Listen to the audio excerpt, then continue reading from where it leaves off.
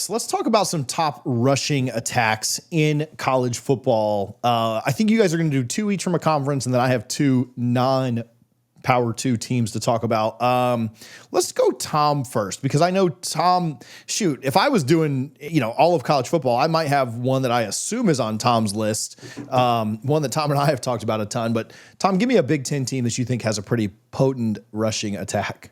I think by virtue of me being a Penn State grad and being someone who hosts a Penn State football show, I will elect to leave them out at this point in time because I believe they have the best returning rushing attack in the Big Ten going into 2025. So it's kind of a moot point for me to rehash how great that running game is. I want to focus on Illinois.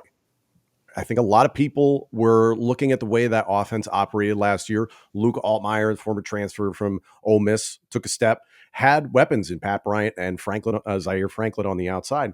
So you lose those pieces at wide receiver.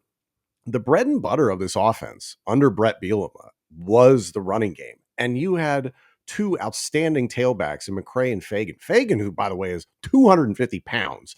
So the way that Bielema changed this past season, it wasn't really changing. It was more going back to old Big Ten Wisconsin Brett Bielema. It wasn't Arkansas, ironically, Brett Bielema, where it was kind of airing the ball out. You could do a little bit more of that. And I think Luke Altmaier gives you some options in the running game and the passing game that kind of give some diversity to this offense that you need. But Illinois ran the ball very, very well last year. And I expect them to do something similar this coming year.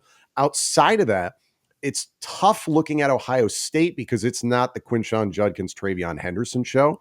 But I was so impressed, how many times did national and local pundits put a DOA mark on this offensive line for Ohio State last year? It's like, oh, they lost this guy. Running game's going to fall apart. Offensive line. And they just kept putting together offensive lines that worked. It's easy when you rotate 4 and 5 star guys in there over and over and over again. Like really a tremendous job by Ohio State. So I guess my question for this coming year at Ohio State is just who's the guy carrying it? Is it CJ Donaldson, the transfer from West Virginia, who's been productive in the past? Sam Williams-Dixon got in sparingly in the years past from Pickerington, Ohio.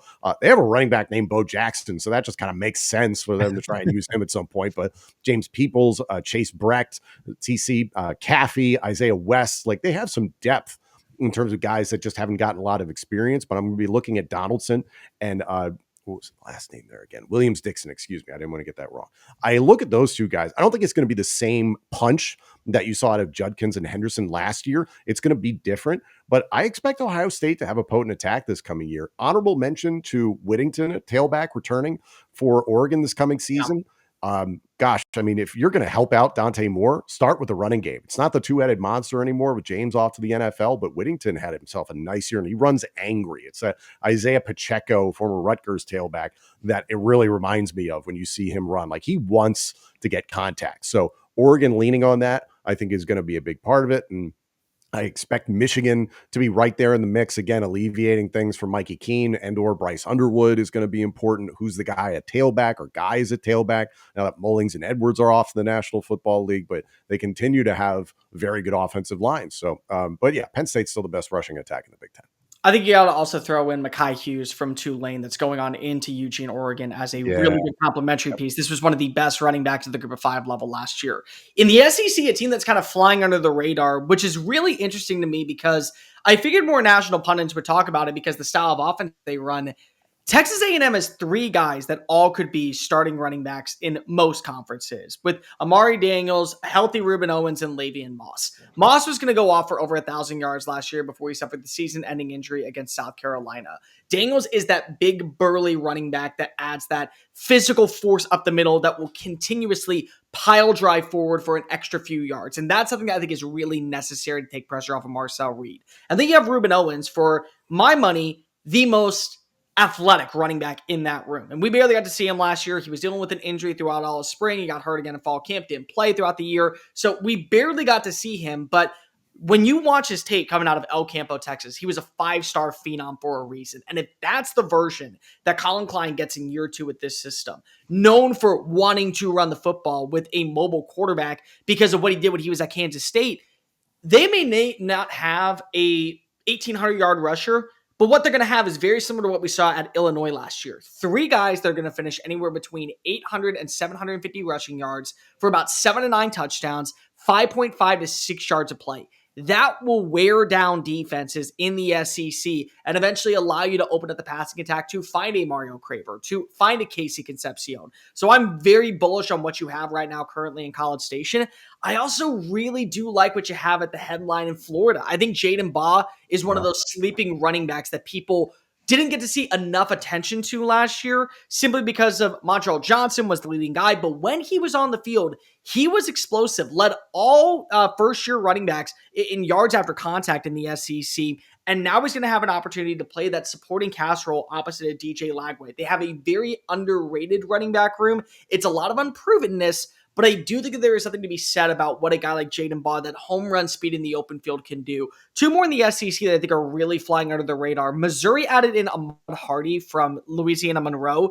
This was a guy that rushed for over 1,200 yards. He had double-digit touchdowns, averaged 6.1 yards a play as a freshman, and the Warhawks realized that they had to wave the white flag when the SEC came calling, because that's a dude that's going to into a system that has produced really quality running back plays from G5 talents, such as last year what we saw with Marcus Carroll, what we saw with Nate Noel from Appalachian State. They also have Jamal Roberts on staff, who has been a part of the system. He understands what Kirby Moore wants the run game. At times last year, he played that secondary role over Marcus Carroll. So if I'm getting a 1-2 punch with Bo Pabula, I'm taking pressure off of my quarterback, who again is a mobile dude and is not afraid to tuck and run, is not going to have the same type of weaponry that Brady Cook had, but still be an impactful force when it comes to the rushing attack. And then I really look at LSU. I know that we've talked about LSU as underwhelming underneath Brian Kelly, and how Garrett Nussmeier never really kind of put himself on the map as somebody who could be a difference maker or that X factor. Guys, he had 120 more passing attempts because they can't run the freaking football. They can't move the sticks on the ground because there was such insufficient play. But the one running back that could move the ball last year was Caden Durham. And Durham, I think another year in the system, they are very high on him. I think from a talent perspective, he may end up being the best running back that Brian Kelly has scouted down in Baton Rouge. And they also have 2 4-stars that are waiting in the wings. I think if you just have any bit of establishedness on the ground when it comes to the rushing attack in Baton Rouge, this is a team that's going to be able to go on a run to the college football playoff. Not just make the college football playoff, but go on a run. They have the wide receiver core. They feel better about the defensive front. They feel better about the secondary. I just need to know I have a second gear when it comes to LSU's offense. I really like the Florida pick. I mean, I don't like it, but I was going to honorable mention them if you didn't mention them. Yeah, I really like Jaden Baugh. They lost Trevor Etienne and didn't miss a step, you know. And I think Baugh is an absolute stud. I like Trayon Webb a lot. I think Kanan Daniels is really good. Like, they've got a lot of young talent, and I think Florida's got one of the better again, this pains me to say all this, but I think Florida's got one of the better offensive lines in the conference and thus the country. So yeah, I think that, and you know, you want to talk about taking pressure off DJ Lagway in year 2. If they open up the running game, his deep threat, he's got maybe the prettiest deep ball in the nation. And so, yeah, I do think that Florida's way up there. All right, outside of the Power 2 for me, quickly, Iowa State is probably my Big 12 pick. Now with Harvey leaving UCF and Scadaboo leaving Arizona State, it made this a little bit easier. But Carson Hansen and Abo Sama, just really good versatility there with, kind of the workhorse of Hansen. He went for 752 and 13 touchdowns. Sama's explosiveness, he had a 3 touchdown, 276 yard game against Kansas State, kind of the home run threat. I think their offensive line is very veteran. I think that, Matt Campbell likes to run the ball. I think they'll be really, really good this year running. I think just the team momentum, finishing 10-3 last year, shows kind of their balanced offense. They had just under 2,000 yards rushing, which was 5th in the Big 12. I would expect them to be somewhere between 1 and 3 this year. They both catch the ball decently. And then, Hansen went for 3 touchdowns in that Pop-Tart ball, which I thought was really, really good. I think just the versatility there, it's not quite the Thunder and Lightning duo that we've seen in other places, but it's up there. And I think it'll be really good in the Big 12. And then again, I broke my heart by kind of giving Florida credit. I mean, Miami's got one of the best rushing attacks, again, in the country, but certainly in the ACC. Mark Fletcher Jr. will be really, really good. Jordan Lyle, I think, is kind of a breakout guy. I was talking with some folks down in Miami. last week when I was down there, and they really like Jordan Lyle and his kind of home run speed. Fletcher went for 607 and 9 touchdowns last year. Lyle averaged almost 7.5 yards a carry with 400 yards as a freshman. I think they're two of the better running backs in the conference. Again, it is the ACC, but they've got a ton of depth. Damon Martinez going to the NFL. We saw what he did. Mario wants to run the ball. Again, one of the top offensive lines. They've really built the trenches very well at Miami, especially on that offensive line. And again, we talked about taking pressure off of DJ Lagway. I mean, I think you bring in a veteran quarterback who maybe we're sold, maybe we're not sold on Carson Beck down at Miami. But I do think that that's going to be a big, big factor. They want to run the ball first, and I think they certainly will. I like the way that their offensive line is set up. Again, one of the best in 24. I think they'll have, again, the best offensive line in the ACC in 25, and that will lead to both Lyle and Fletcher Jr. having really, really good rushing seasons. Again, unfortunately for me as an FSU guy. So those are my non-Power 2 top 2. Just real quickly before, because I know the comment section is going to come after us, and I want to make sure I can make them that way they can't come after us. Notre Dame has one of the best rushing attacks in the country, which is Darian Prince, and also the number 1 running back in Jeremiah Love. And I want to give a shout out to Louisville. Over 1,800 rushing yards last year, 19 touchdowns between Duke Watson and Isaac Brown. Isaac Brown with over 1,100 rushing yards. Combined, they average 7.7 yards a play. I think that's going to do wonders with taking off pressure for Miller Moss.